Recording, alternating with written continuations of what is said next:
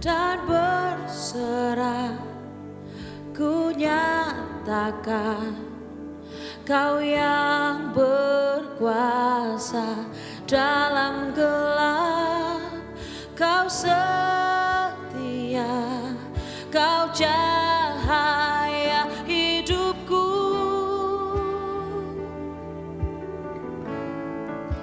Kau kuatkan aku bertahan. Kau harapan dalam kesesakan. Kau buktikan kesetiaan-Mu Tuhan. Engkau Allah Immanuel.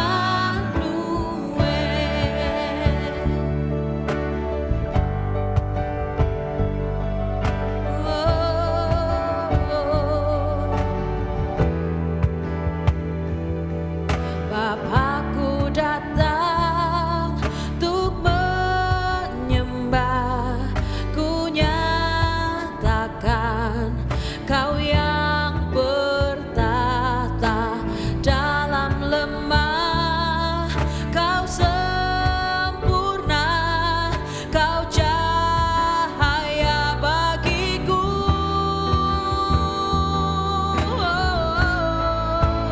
Kau kuatkan aku bertahan.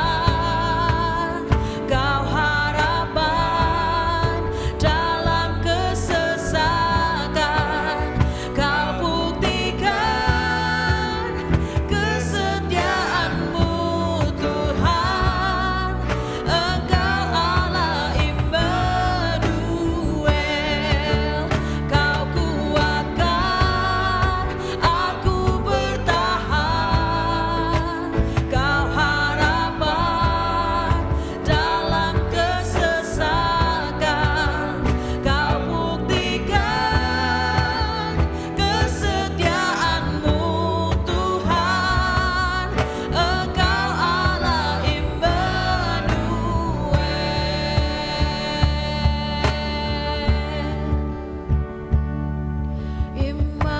Immanuel, Immanuel, Engkau besertaku.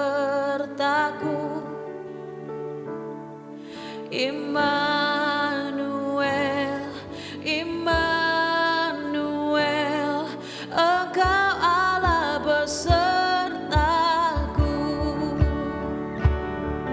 Immanuel, Immanuel, Engkau besertaku. Immanuel, Immanuel,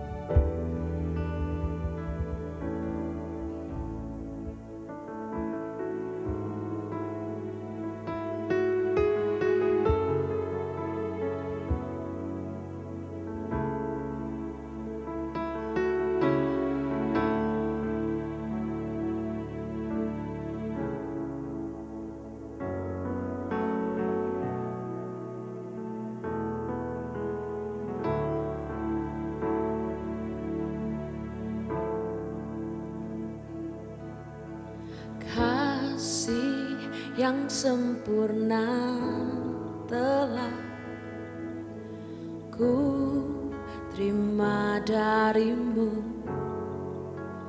bukan karena kebaikanku, hanya oleh kasih karuniamu kau pulihkan aku, layakkanku untuk dapat memanggilmu Bapa. Kau beri yang ku pinta saat ku mencari, ku mendapatkan. Ku ketuk pintumu dan kau bukakan, sebab kau Bapa, Bapa yang kekal. Takkan kau biarkan aku melangkah hanya sendirian. Kau selalu ada bagiku, sebab kau Bapa-Ku, Bapa yang kekal.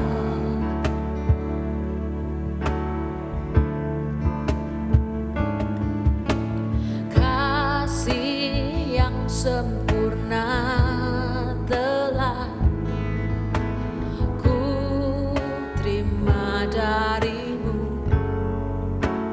bukan karena kebaikanku, hanya oleh kasih karuniamu kau pulihkan aku, kau layakkanku untuk dapat memanggilmu Bapa. Kau beri yang ku pinta saat ku mencari, ku mendapatkan. Ku ketuk pintumu dan kau bukakan, sebab kau Bapa-Ku, Bapa yang kekal. Dan takkan kau biarkan aku melangkah hanya sendirian. Kau selalu ada bagiku, sebab kau Bapa-Ku, Bapa yang kekal.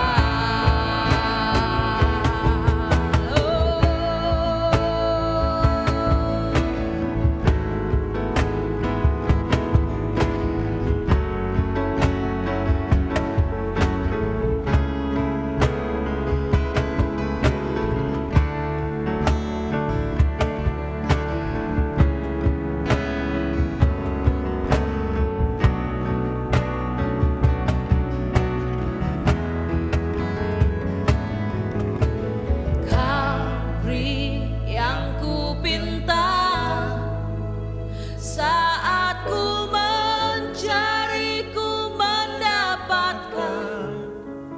Ku ketuk pintumu dan kau bukakan, sebab kau Bapa-Ku, Bapa yang kekal. Takkan kau biarkan aku melangkah hanya sendirian. Kau selalu ada bagiku, sebab kau Bapa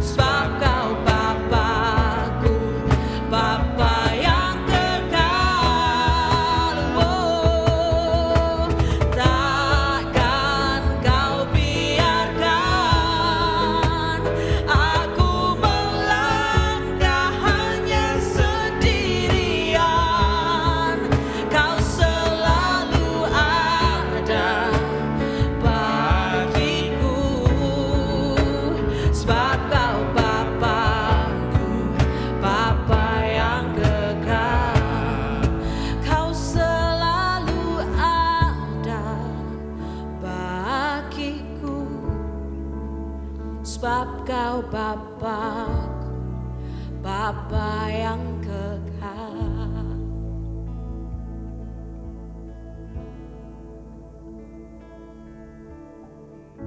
What a friend we have in Jesus. All our sins and griefs to bear. Blessed are those who mourn, for they shall be comforted. Oh, what peace we often forfeit. Oh, what needless pain we bear. Blessed are the meek, for they shall inherit the earth. All because we do not care. Rejoice, for your reward will be great in heaven. Everything to God in prayer. Shalom, selamat pagi Bapak Ibu Saudara sekalian yang terkasih di dalam Kristus Yesus. Selamat datang di ibadah bahasa Indonesia ICA Surabaya. Senang sekali bisa berjumpa kembali dengan saudara di dalam ibadah bersama. Dan sebelum kita mendengarkan firman Tuhan, bagi Bapak Ibu Saudara yang memiliki anak, bisa saudara ikutkan di sekolah minggu ICA yang materialnya, bahan-bahannya saudara bisa dapatkan di link yang ada di layar ini. Dan juga bagi saudara yang ingin mengetahui berita-berita terbaru mengenai ICA, saudara juga bisa mengikuti di Instagram ICA di @ICASBY.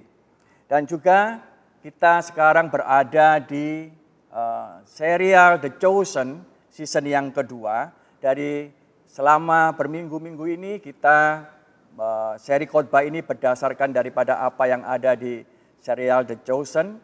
Dan saudara, saya harapkan saudara bisa melihat daripada serial ini. Saudara bisa melihat di thechosen.tv. Dan pada hari ini kita akan mendengarkan firman Tuhan dari episode yang ke-6. Dan sebelum kita lebih lanjut untuk melihat firman Tuhan, mari kita berdoa terlebih dahulu. Kami mengucap syukur Bapa Surgawi atas segala kasih karunia-Mu yang Kau berikan kepada kami semua. Khususnya Tuhan pada pagi hari ini, bahwa kami mau mendengarkan kebenaran firman-Mu. Kiranya Tuhan Kau pimpin setiap kami melalui Roh Kudus-Mu, untuk melembutkan hati kami Tuhan, untuk kami dapat menerima firman-Mu dan menyimpannya dalam hati kami, dan firman-Mu itu akan berbuah di dalam kehidupan setiap kami yang mendengar. Dan kami percaya Tuhan bahwa firman yang kami terima itu akan menghasilkan hal-hal yang baik dalam kehidupan kami, dan juga akan membawa kemuliaan bagi nama-Mu. Dan semuanya ini adalah Tuhan bagi Engkau saja, karena Engkau yang layak untuk ditinggikan, karena Engkau yang layak untuk dimuliakan. Terima kasih Bapa untuk kasih karunia-Mu pada pagi hari ini. Dan di dalam nama Putra-Mu Kristus Yesus kami berdoa dan mengucap syukur. Amin. Manusia selama hidupnya, baik disadari atau tidak, maka selalu berada di dalam peraturan atau hukum yang berlaku.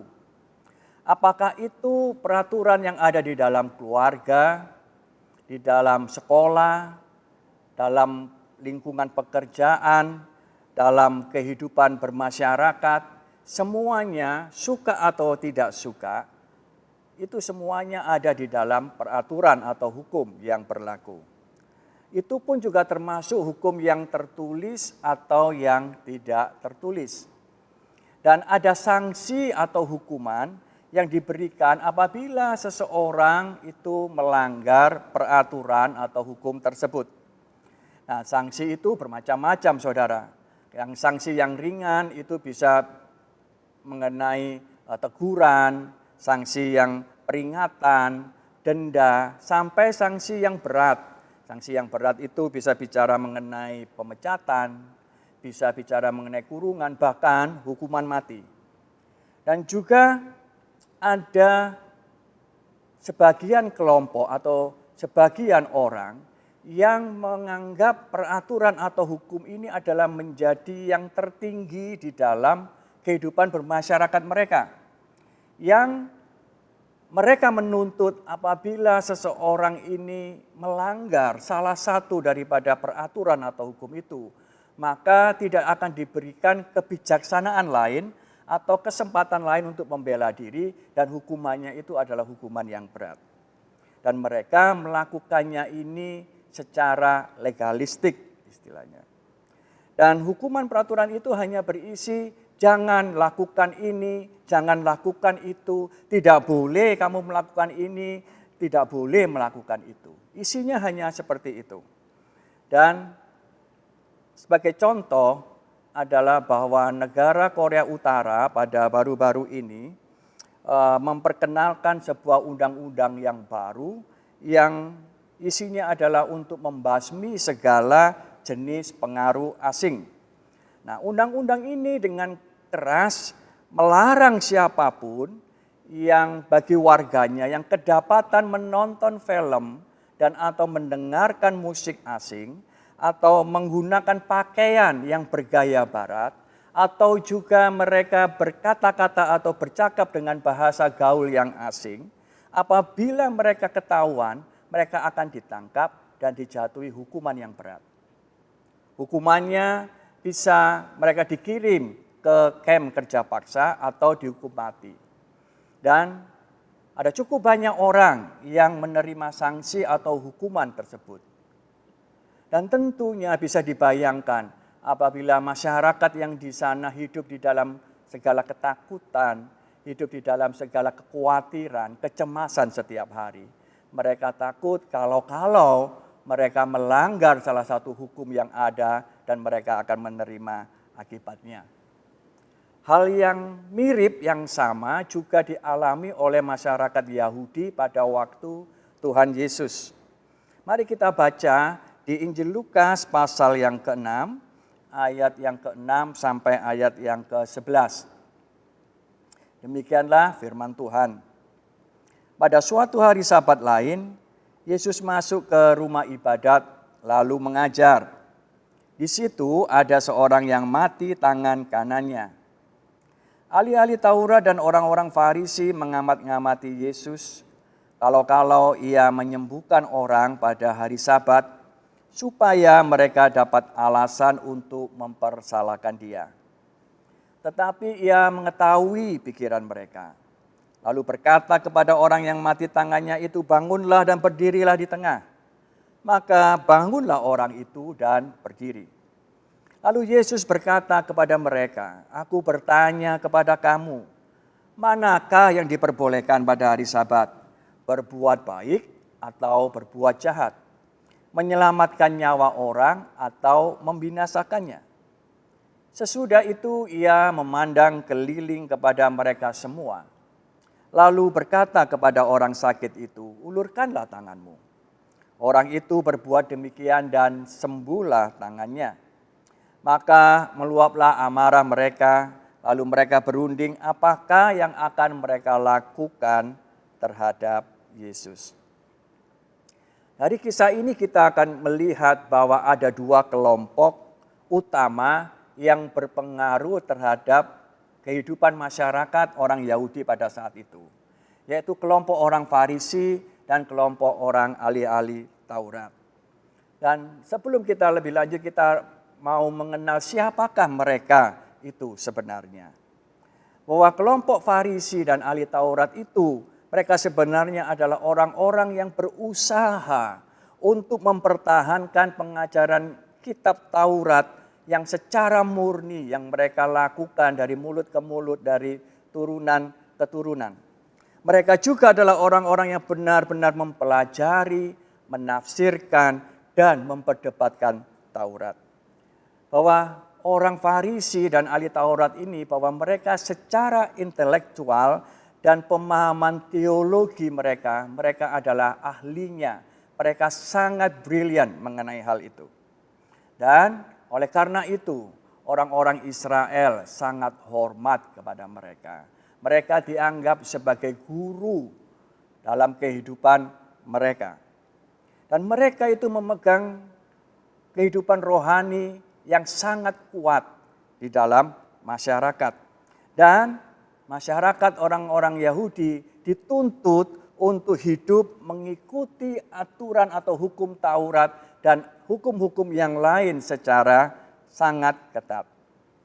Dan karena mereka sangat berkuasa dalam kehidupan masyarakat orang Yahudi, bahwa mereka bisa menentukan apakah seseorang itu bisa diterima atau ditolak ketika mereka memasuki rumah ibadat. Dan mereka akhirnya menjadi sombong, mereka menjadi orang yang gila hormat. Mereka adalah orang-orang yang merasa dirinya paling benar, paling rohani, dan yang paling mengenal Allah dibanding orang lain. Dan mereka juga kerap kali menggunakan dalih agama untuk mengambil keuntungan dari orang lain. Dan di dalam kehidupan orang Farisi dan ahli Taurat, mereka menambahkan ada 613 aturan atau hukum yang lain yang di luar hukum Taurat, yang mereka anggap bahwa aturan tambahan atau hukum tambahan ini jauh lebih penting dibanding hukum Taurat itu sendiri. Dan itu yang mereka paksakan untuk dipatuhi oleh orang-orang Israel, orang-orang Yahudi pada zaman itu. Dan apabila kedapatan orang-orang Israel atau Yahudi melanggar salah satu hal itu, maka mereka akan mendapatkan sanksi yang cukup berat. Dan ketika Tuhan Yesus memulai pelayanannya dengan mengajar orang-orang banyak, maka disitulah mereka mulai kelompok ini tidak menyukai Tuhan Yesus, bahkan membencinya. Sebab bahwa berulang kali Tuhan Yesus mengecam orang Farisi dan ahli Taurat di depan orang banyak. Kalau saudara baca di Alkitab, saudara akan menemukan banyak bahwa Tuhan Yesus mengatakan bahwa mereka adalah orang yang munafik, mereka adalah keturunan ular beludak, mereka adalah orang yang kelihatan di luarnya bersih tapi di dalamnya kotor. Ada banyak hal-hal yang Tuhan Yesus katakan mengenai mereka yang mengecam kemunafikan mereka. Dan itu membuat mereka tidak senang. Dan juga ditambahi bahwa kelompok ini orang Farisi dan ahli Taurat, mereka itu iri terhadap Tuhan Yesus. Karena bahwa perhatian orang-orang Yahudi, orang-orang Israel tidak lagi tertuju kepada mereka sebagai orang dihormati, yang dikagumi selama ini. Tetapi perhatian orang-orang Israel ini tertuju kepada Yesus. Kemanapun Tuhan Yesus pergi, berbondong-bondong banyak orang yang mengikuti dia. Sehingga orang-orang daripada Farisi dan ahli Taurat ini merasa mereka mulai kehilangan pengaruh mereka. Itu yang membuat mereka tidak suka kepada Tuhan Yesus. Bahwa akhirnya mereka mulai mencari segala cara untuk mulai menjebak Tuhan Yesus, untuk bisa mempersalahkan dia, agar supaya Tuhan Yesus kedapatan melanggar daripada salah satu hukum Taurat dan mereka bisa memberikan hukuman kepadanya. Nah, sebagai contoh, saudara bisa juga membaca bahwa suatu ketika ada orang Farisi yang datang kepada Tuhan Yesus untuk memiliki niat yang jahat untuk menjebak dia dengan menunjukkan mata uang yang dikatakan, bolehkah kami membayar pajak kepada Kaisar? Tapi Tuhan Yesus tahu mengenai kelicikan mereka. Dan Tuhan Yesus mengatakan, di dalam uang itu gambar dan tulisan siapakah itu? Mereka mengatakan ini tulisan dan gambar Kaisar. Maka Tuhan Yesus mengatakan, berikanlah kepada Kaisar apa yang menjadi hak Kaisar dan berikanlah kepada Allah apa yang menjadi hak Allah. Yang kedua adalah ketika Tuhan Yesus dicoba untuk dijebak dengan mereka membawa seorang perempuan yang kedapatan berzina. Dan mereka mengatakan menurut hukum Musa perempuan ini harus dilempari batu sampai mati. Tapi Tuhan Yesus tahu bahwa ini adalah trik mereka untuk menjatuhkan dia, untuk mencari kesalahannya. Maka Tuhan Yesus diam, dia duduk dan dia menulis-nulis di tanah. Kemudian mengatakan barang siapa yang tidak berdosa, maka bolehlah ia pertama kali melempar batu ke arah perempuan itu. Dan satu persatu orang meninggalkan wanita itu, mulai dari yang tertua. Dan sampai semuanya orang itu tidak ada, tinggal Tuhan Yesus dan perempuan itu. Dan di sini dalam kisah yang telah kita baca di Lukas 6 ini, bahwa mereka pun juga mau untuk menjebak Tuhan Yesus melalui hukum Sabat. Gitu ya. Dan kita akan melihat terlebih dahulu apa sih yang dimaksud dengan hari Sabat. Sabat adalah hari perhentian yang Tuhan sudah janjikan kepada manusia sejak penciptaan yang pertama. Bahwa Allah sendiri setelah 6 hari ia mencipta, pada hari ke-7 ia beristirahat. Dan Allah juga menghendaki umatnya juga beristirahat pada hari Sabat. Dan hukum mengenai Sabat ini ada di dalam perintah yang keempat dari ke-10 perintah Allah yang diberikan kepada Musa. Bahwa dikatakan bahwa setiap orang, bahkan hewan, dilarang untuk melakukan pekerjaan pada hari Sabat. Dan barang siapa yang melanggar, itu akan dihukum mati. Saudara bisa melihat hal ini lebih lanjut di Keluaran pasal yang ke-20 ayat yang ke-8 sampai yang ke-11 dan pasal yang ke-31 ayat 12 sampai 17. Dan hari Sabat itu dimulai pada hari Jumat petang sampai Sabtu petang hari. Dan kita kembali ke kisah yang di Injil Lukas yang ke-6 ini. Dikatakan bahwa Tuhan Yesus datang ke rumah ibadat untuk mengajar pada hari Sabat.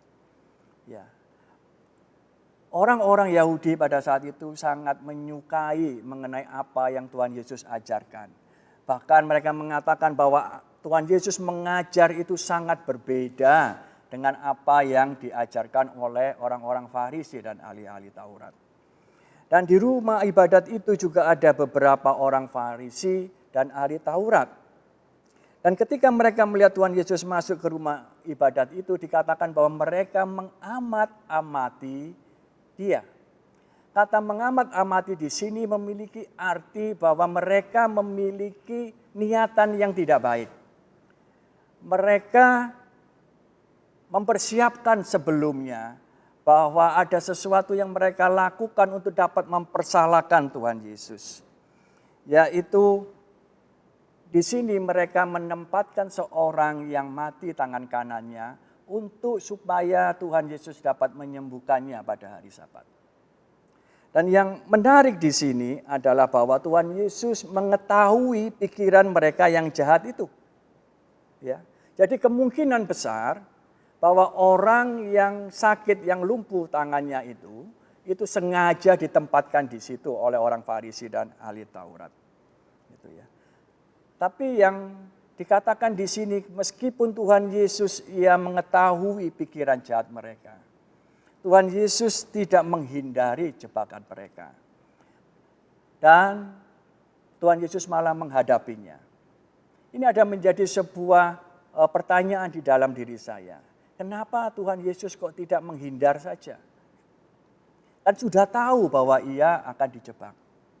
Pada waktu saya dan Pastor Anthony berdiskusi mengenai ayat daripada firman Tuhan ini, Pastor Anthony juga memiliki sebuah pemikiran yang sama dengan saya. Kalau Tuhan Yesus tahu bahwa ia hendak dijebak untuk dipersalahkan kemudian dihukum, kenapa tidak menunggu saja setelah Sabat ini selesai kemudian dia menyembuhkan orang itu?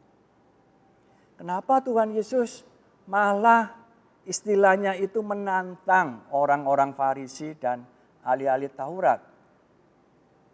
Nah, ternyata di sini ada sesuatu hal yang Tuhan Yesus ingin ajarkan mengenai pengertian dan pemahaman yang baru mengenai hari Sabat. Menurut orang Farisi dan ahli Taurat, bahwa hukum Sabat itu dengan alasan apapun tidak boleh dilanggar. Gitu ya. Meskipun secara pribadi bahwa mereka pun secara diam-diam sering melanggar mengenai hukum Sabat itu. Tetapi bagi orang lain mereka menuntut dengan keras aturan ini harus dijalankan dengan sempurna. Dan itulah sebabnya Tuhan Yesus menyebut mereka adalah orang-orang yang munafik. Dan di ayat 9 Tuhan Yesus memberikan sebuah pertanyaan setelah ia meminta orang yang mati tangannya itu berdiri, bangkit dan berdiri di tengah. Dia mengatakan gini, manakah yang diperbolehkan pada hari Sabat? Berbuat baik atau berbuat jahat? Menyelamatkan nyawa orang atau membinasakan? Apa artinya? Tadi kita sudah tahu bahwa arti Sabat adalah the day of rest, hari peristirahatan, hari perhentian.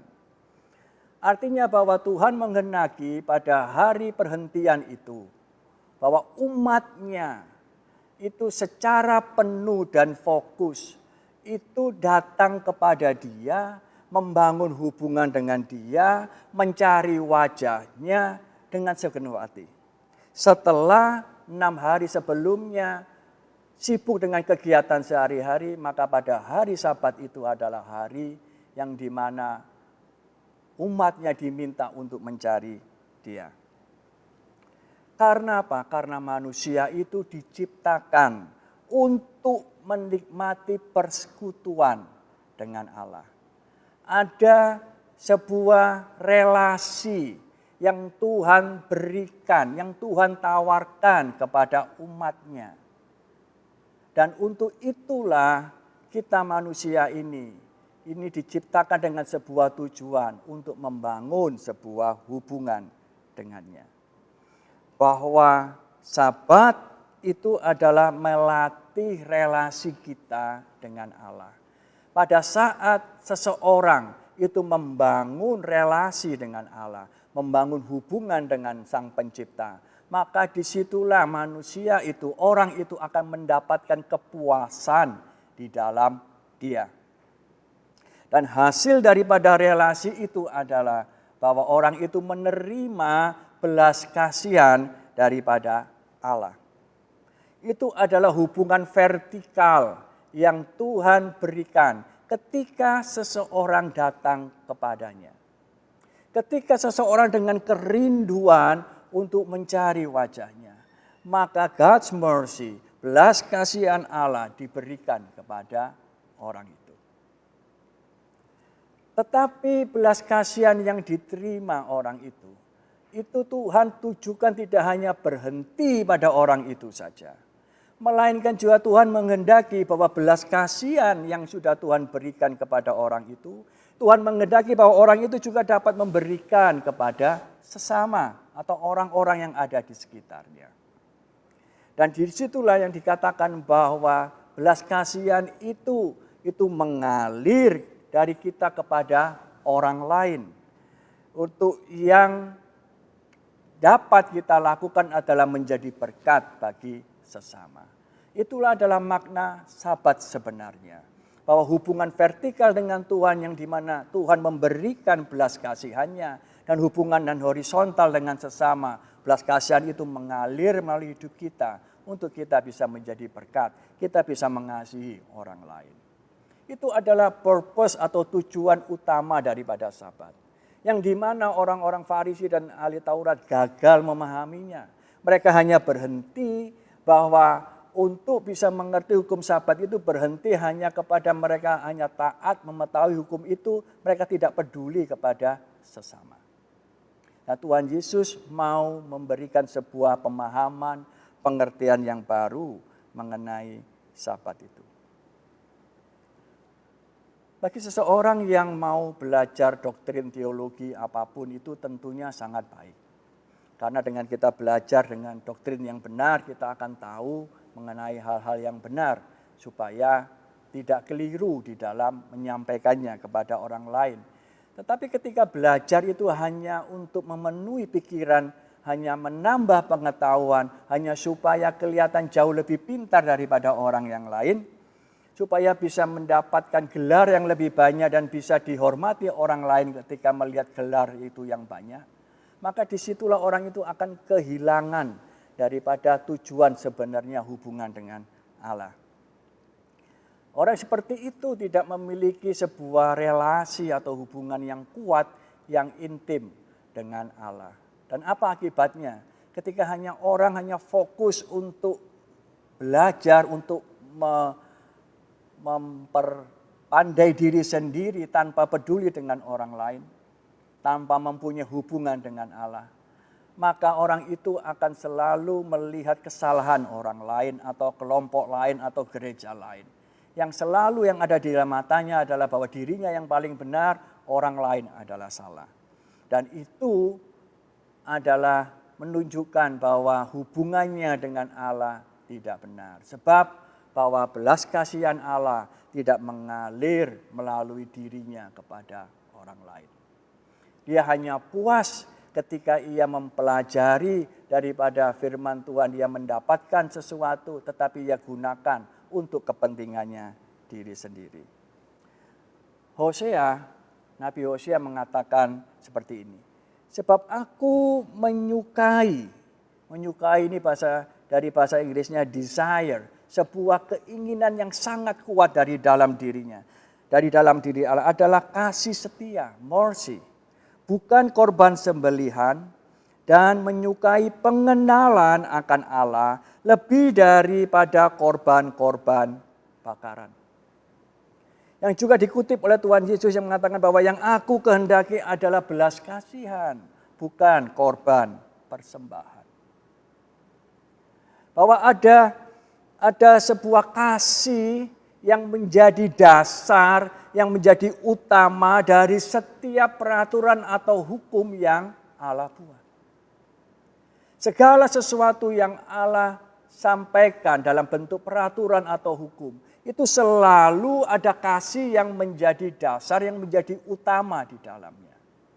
Allah tidak akan memberikan sebuah hukum tanpa melibatkan adanya kasih. Sebab dia sendiri adalah kasih.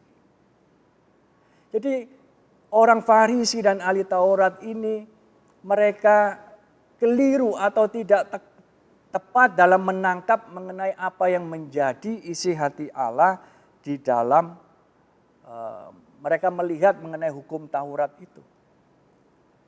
Dan Tuhan Yesus mengatakan kepada mereka bahwa anak manusia adalah Tuhan atas hari Sabat.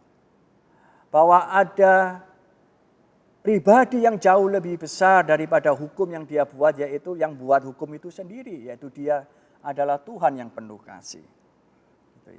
Dan Tuhan Yesus mau menunjukkan juga bahwa kepada orang Farisi dan ahli Taurat khususnya, bahwa hubungan dengan Tuhan kau tinggalkan hanya karena kau sibuk untuk meneliti hukum Taurat, maka kau kehilangan yang terutama dan yang terpenting.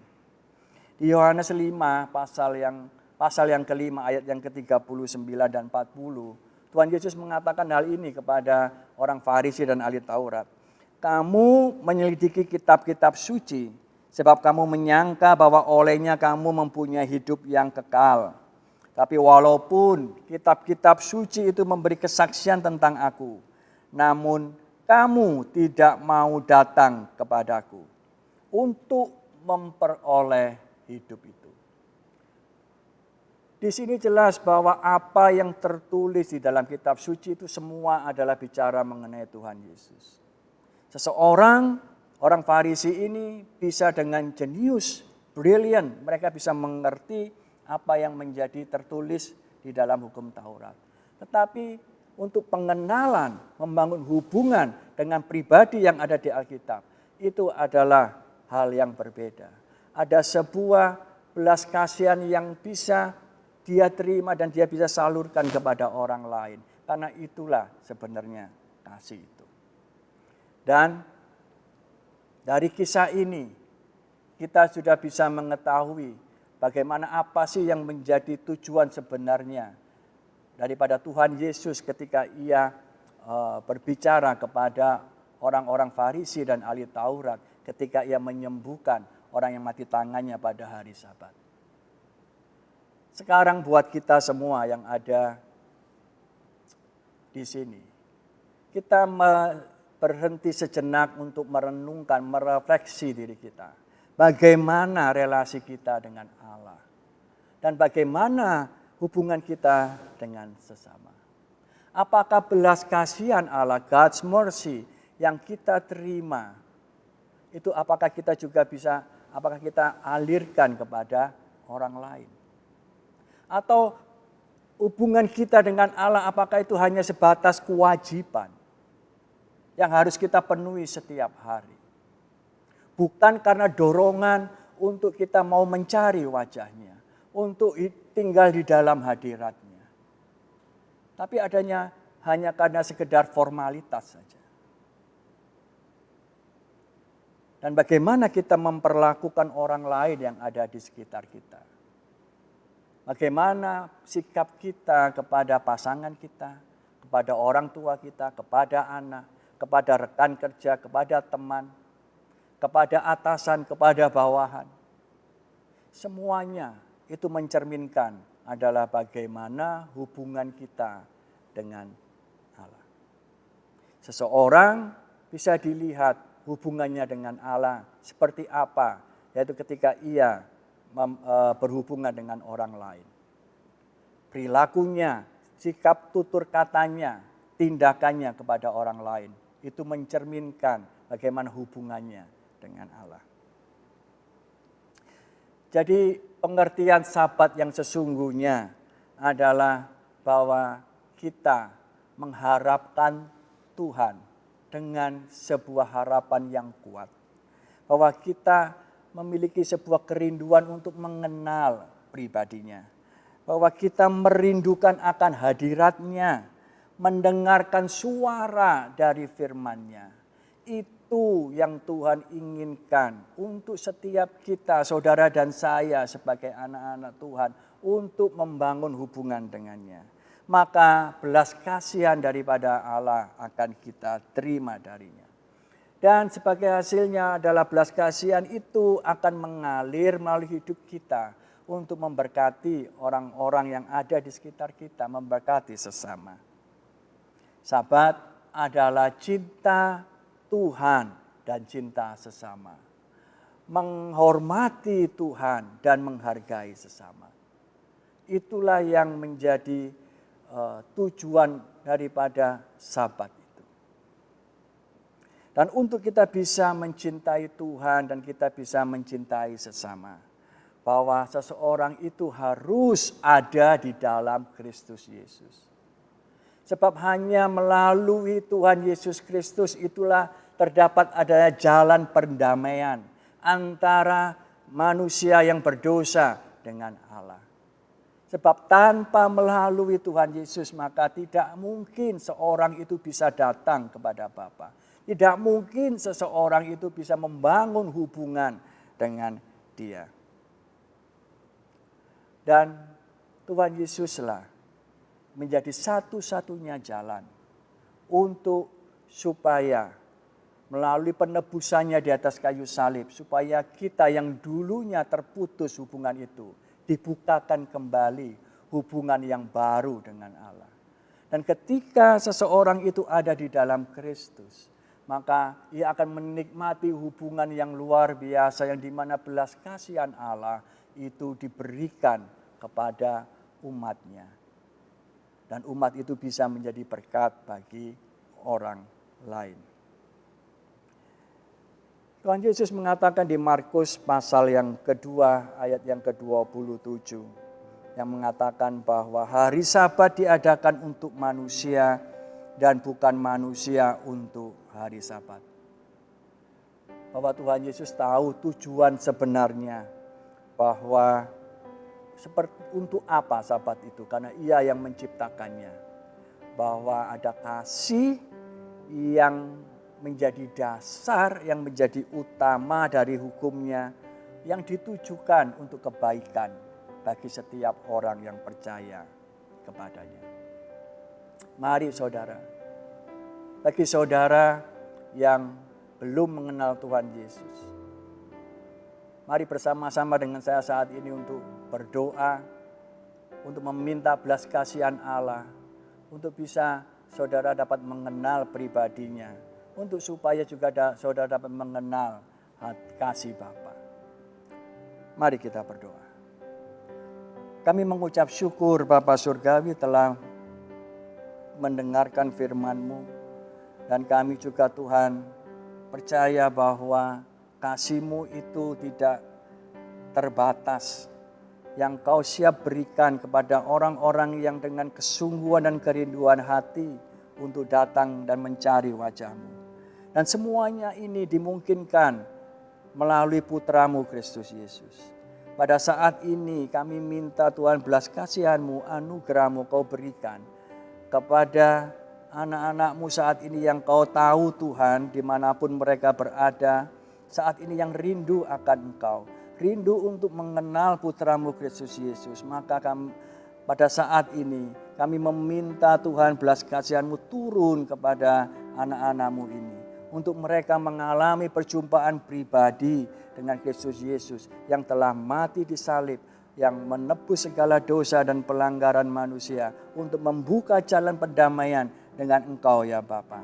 Agar Tuhan memiliki sebuah hubungan, sebuah relasi yang kuat, yang intim dengan Engkau. Agar menikmati belas kasihan-Mu, menikmati kasih karunia-Mu.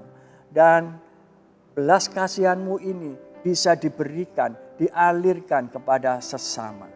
Untuk bisa menjadi berkat dan nama-Mu yang dipermuliakan. Kami percaya bahwa firman-Mu pada pagi hari ini melembutkan hati setiap kami yang mendengar. Dan disitulah Roh Kudus-Mu bekerja. Untuk Tuhan, kasih karunia-Mu boleh datang untuk kepada orang-orang yang berharap, yang mencari Engkau. Ya Bapa, terima kasih untuk firman-Mu pada pagi hari ini. Hanya di dalam nama Tuhan Yesus kami berdoa. Dan saudara terimalah berkat pada pagi hari ini sebelum kita mengakhiri ibadah ini.